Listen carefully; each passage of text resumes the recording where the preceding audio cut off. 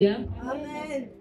Zambi inatufanya tuwe na adui wa Mungu parce que hawezi kuwa rafiki ya Mungu na uko unatenda zambi. Deja ukitenda zambi, hata kwa zambi ya yeye. Zambi ya bongo, zambi ya yote. Biblia inasema hakuna zambi ya kidogo na ya kabambi. Haleluya. Hata zile zambi zote sasa uko unazitenda, deja zinakufanya usikue karibu na Mungu. Na kama mko karibu na Mungu, c'est déjà ça dit que mko ba rafiki, c'est que mko ba ennemi.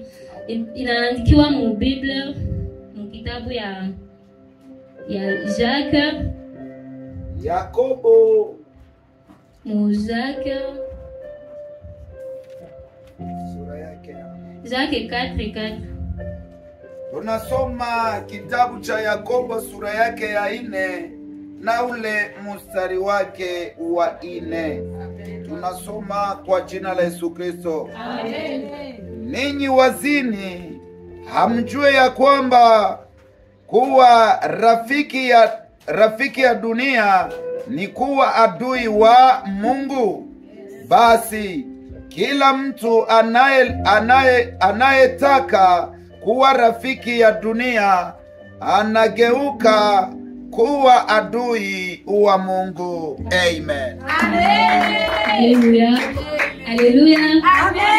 J'espère que mko najisikia nyie peke pale wanasema Kabisa. wanasema deja kukuwa rafiki ya dunia ile kufanya dhambi, kwenda mwanasa za dunia, kufanya vitu vya dunia ofeti. Kukuwa na bifanya zile madhambi zote, unajitenga na Mungu, deja pale unakuwa badui na Mungu. Deja tunaenda ku point ya 3. Inasema le péché rend l'homme esclave du péché. Maana yake dhambi inatufanya tukue watumwa wa dhambi.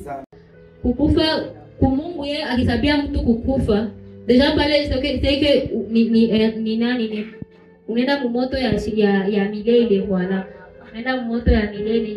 Na hapa tutaongelea sasa point ya mwisho. Bon, ni recommandation yenye Mungu, yenye Biblia inatuapele tufanye sasa après dhambi zote. Kama mtu akisha reconnaître dhambi zake, inaongea mu Luc 13 verset 5. Luka 13 mstari wa 5. Amen, amen, amen, amen, amen, amen, amen. Mstari wa 5. Ile mstari wake wa 5 inasema hivi: ninawaambia ninyi, sivyo lakini ninyi msipotubu mutaangamia wote sawasawa nao.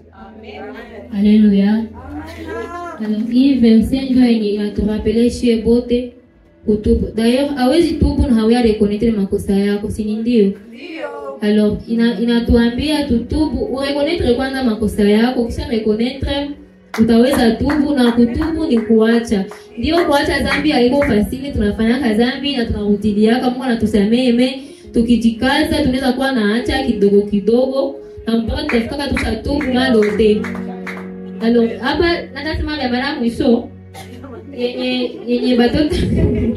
yenye batoto ba Mungu bako apele ibo. Biblia inatu recommander tuishi na donc conduite yetu, conduite njo mwelekezo tabia zenye tunaweza afishe mbele ya bapayen. Donc inaweza tudifferencier, tutofautisha na bapagani. Ndio tutasoma verset ya mwisho iko mu 1 Pierre 2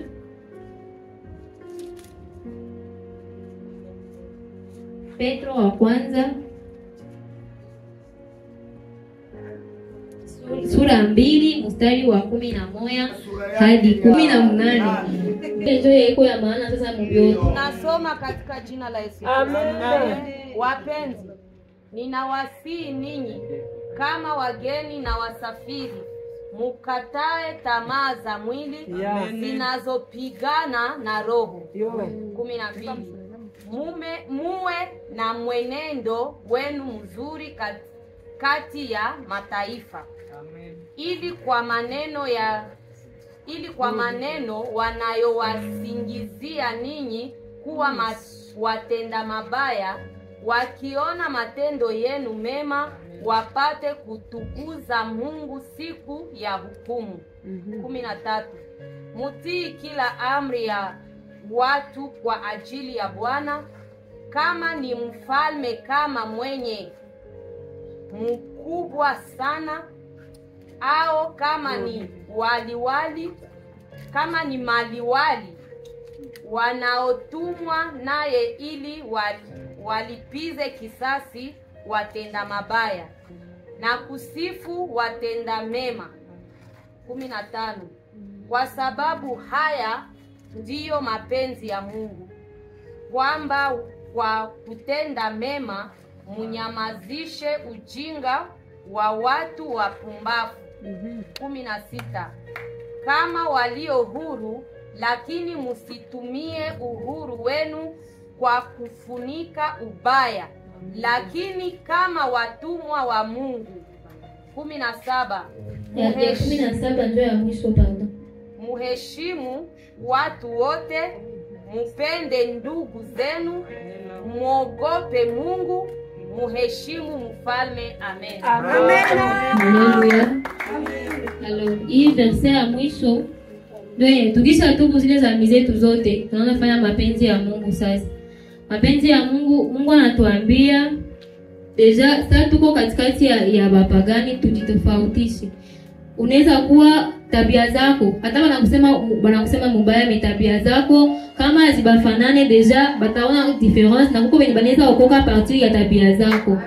Wanatuambia tuheshimu, hapa wanasema tuheshimie autorite yote, maana kila mwenye anatuzidi mamlaka, voilà, mwenye anatuongoza, mwenye anatuzidi bukubwa fasi yote mu quartier. Hapana ni papa na sasa, papa anatuambia kase sisi tunakuaka hapa même quartier tuko bakarusha, hapana bia vile. Alors banasema nafasi yote tukue na tabia za mzuri, na banasema hapa ya mara mwisho tupendane sisi kwa sisi na tuogope Mungu. Nisike ya maana muzile zote ni kuogopa Mungu. Kisha ogopa Mungu utakuwa hautakuwa disposé tena kufanya dhambi sana, parce que déjà unaogopa Mungu. Haleluya. Amen. Alors tungesimama shie bote, tunamalizia hapa. Papa tombe, Mungu atombe msamaha shie bote. J'espère que après msamaha shie bote tutaanza sasa appliquer hii maneno yenye banasema mu 1 Pierre